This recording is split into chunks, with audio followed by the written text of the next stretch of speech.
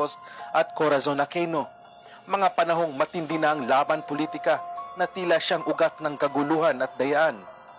Labanan sa pagitan ng dalawang prominenteng pamilya at kulay na nagpapatuloy hanggang sa kasalukuyan.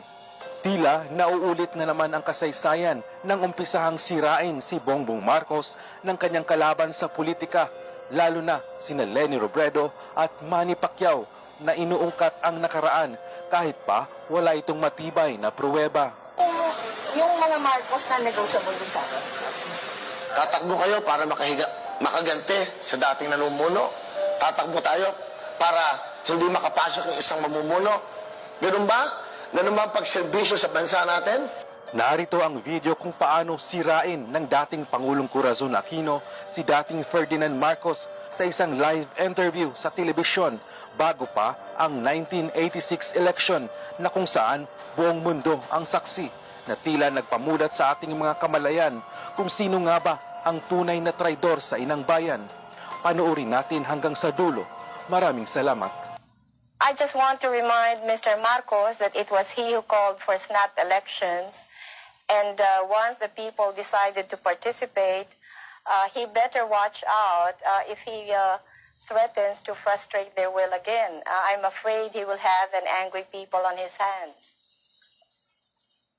Mrs. Aquino, you keep making what sometimes sound like veiled threats and sometimes not so veiled. What do you mean he'd better watch out?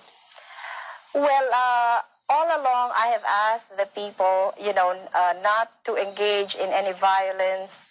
And so far they have listened to me. And if you may recall, just after my husband was assassinated, I did go on radio in our country, and I asked the people, to observe peaceful means and not to resort to violence, and they did obey me. But this time, they have a greater stake in this. It's not just Cory Aquino, but the future of our children and our children's children. So if they think that they have been cheated out of an election, I'm afraid they might not listen to me anymore if I still insist on going about this peacefully. Well, let me put it to you this way. You are running for president of the Philippines. You are putting yourself forward as the leader of your nation. And now, if I understand what you're telling me correctly, you're saying if the election doesn't go the right way, you may not be able to control even your own followers. That doesn't speak very well for your ability to be able to run the country. Well, Ted, the people who are with me now are so convinced that I will win.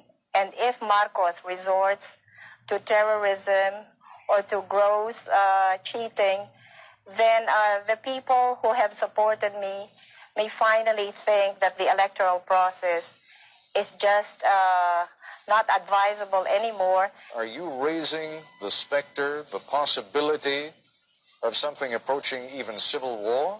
No, not civil war, as long as I can manage it. In fact, I have said that if Mr. Marcos cheats me out of this election, then I will call for daily demonstrations.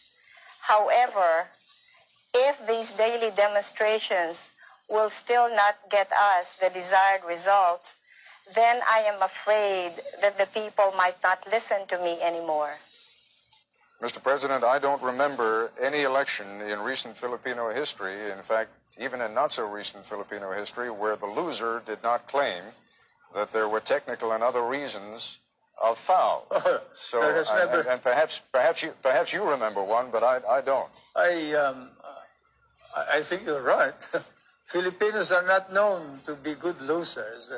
They're always our great losers, and they never concede.